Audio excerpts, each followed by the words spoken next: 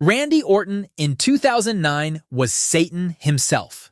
Now, don't get me wrong. Over the years in the WWE, we've had some disgusting evil characters. From Edge in 2006 to Seth Rollins in The Authority, Vince McMahon in 2003, but nothing, and I mean absolutely nothing, compares to the war crimes Randy Orton was committing in his prime. I mean, even before his generational 2009 run, Randy was still pretty sadistic. He was the legend killer. He was taking senior citizens out of retirement homes and putting them into hospitals. He was RKOing his own girlfriend. He was setting The Undertaker on fire. And let's not forget his time in Rated RKO. As a part of Rated RKO, Randy really started to embrace his sadistic side when he teamed with another evil psychopath in the form of Edge. Together, these two monsters terrorized Monday nights. They put Ric Flair on the shelf. They put Triple H on the shelf, and they traumatized an entire generation of kids. But if you thought Randy in 07 or 08 was bad, boy oh boy, were you not ready for 09 Orton? Once Randy shaved his head, once he started hearing voices, once he started kicking people in the skull, it was GG. It was a wrap. It all started in January of 2009 when Stephanie McMahon rubbed Randy the wrong way backstage.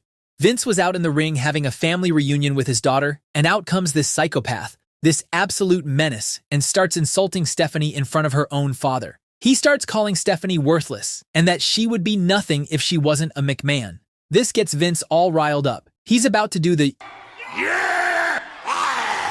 But nah, not so soon. Orton attacks a 63-year-old Vince, punts him in the head, and Vince gets carried out on a stretcher as Stephanie is having a panic attack. Speaking of the punt, this has to be the most devastating move in wrestling history. And no, I don't mean one of the most devastating moves, it's the single most dangerous move in wrestling history. 'Cause one, it was not even a wrestling move. This psychopath was just kicking people in the head, and two, once Orton hit the punt, it was game over. We're not even talking about pinfalls or any of that stuff. Once you get punted, you're going straight to the hospital, brother. It's a wrap. This demon was handing out vacations left and right to the entire roster. But coming back to the story, after kicking Vince in the head, Orton won the Royal Rumble, last eliminating Triple H. Stephanie was quickly losing control of things, and she didn't want Orton to main event WrestleMania. So, she dragged out her brother Shane McMahon out of retirement to deal with this terrorist. I mean, what was Stephanie even thinking in the first place? How was a 40-year-old Shane McMahon gonna do anything to this demon? Anyway, Shane gets clapped at No Way Out in a no-holds-barred match, but he wants more. So next night on Raw, it's Orton versus Shane in an unsanctioned match, and Randy punts Shane in the skull. While Stephanie is tending to her deceased brother, Orton grabs her and hits her with the RKO, cementing himself as the resident Satan of Monday Night Raw, and this is where this feud escalates to the next level. Randy attacking Stephanie brought in Stephanie's real-life husband Triple H into the mix, and this is where Randy revealed his master plan. Randy said that attacking the McMahons and attacking Stephanie was all part of his grand plan to get his revenge on Triple H for kicking him out of Evolution in 2004. This generational hater, he had been plotting his revenge arc for 5 whole years. Over the next few weeks, we got some crazy segments. There were backstage brawls, there were in-ring brawls, you had Triple H invading Orton's house in one of the wildest endings in Raw history. But what Randy did on one certain episode of Raw will always live in my head rent-free. What started as a normal beatdown with the bad guys preying on the wounded hero soon turned into one of the most historic exhibitions of villain behavior in WWE history. You had Triple H handcuffed to the rope, you had Legacy beating him down, and it was just an usual segment. Now normally, you'd end the show there. The bad guys beat up the hero, they hit their finishers, and the show ends. But nah, that wasn't enough for Randy. We're talking about 09 Orton. This ain't no normal heel, this is Satan himself. Orton demands Stephanie to come down to the ring if she wants him to let Triple H go. Stephanie comes out all helpless, and boom! Randy DDTs Stephanie in front of her husband, who can do nothing but watch. But hey, don't worry, we're not done yet. We're just getting started. Because then Orton proceeds to plant a kiss on Stephanie's lips while Triple H is handcuffed to the rope, just squirming in desperation. This segment will always stay in my head, rent-free. I mean, I knew Orton was a psychopath, but this move, this segment, this was absolute Bond villain stuff from Orton that had the entire fanbase buzzing.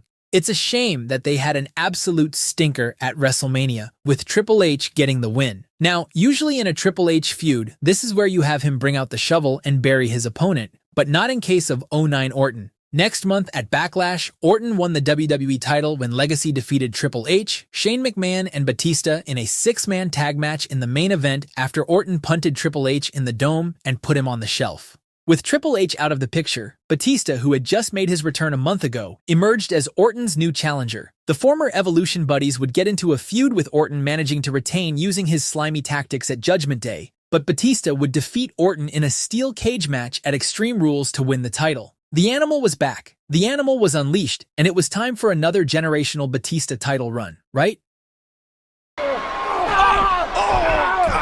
This absolute menace, this cold-blooded snake, along with his Legacy stablemates, broke poor Batista's arm and put him back on the shelf less than 24 hours after he had won the title. If you messed with Orton in 2009, you weren't just going to get RKO'd, you weren't just going to get beat up, you were getting put on the shelf, brother. This man wasn't playing around. Orton would win the vacated WWE title in a fatal four-way match and also successfully defend it against Triple H before moving on to the next feud, where he took his savagery to a whole another level when he faced none other than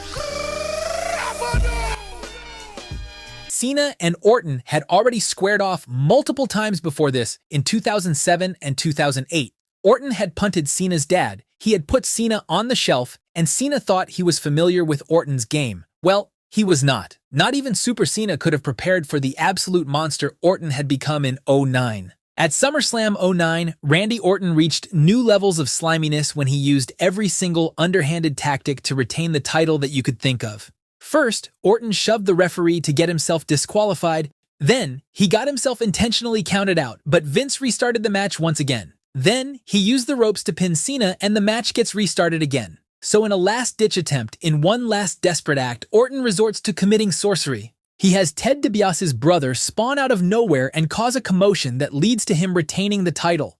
Let that sink in for a moment. Not only did this man try to finesse the system 3 times in one night, when that didn't work out, he literally had this person, who nobody had ever seen before, and nobody has ever seen since, just randomly spawn on planet Earth out of nowhere so he could retain the title. Randy Orton in 2009 wasn't normal, I'm telling you. At this point, Cena should have just taken the L and moved on to the next feud. But no, you had these two go at it once again at the first and only Breaking Point event, and this is the match where Orton took his psychopathic behavior to a whole new level. You had him handcuff Cena and beat the hell out of him with kendo sticks. This man was doing stuff like this in front of the world and traumatizing an entire generation. But this wasn't even his peak form. A month later at Bragging Rights, Orton literally tried to blow up Cena. Yes, let me say that again. This man was so far gone that he literally tried to set his opponent on fire like he was Cain. The lengths to which Randy Orton in 2009 was willing to go to keep the WWE title were just ungodly. Nobody was safe. The boss wasn't safe. The boss's son wasn't safe. His daughter wasn't safe. This was a true villain arc long before the kids even started using the term. After this, Orton would turn face a few months later and go on to have a legendary career that will go down in history books. But the things this man was doing in 2009, I'm surprised he wasn't being walked to the ring like this at one point. A true menace to society. A true villain in every sense of the word. Randy Orton in 2009 was Satan himself.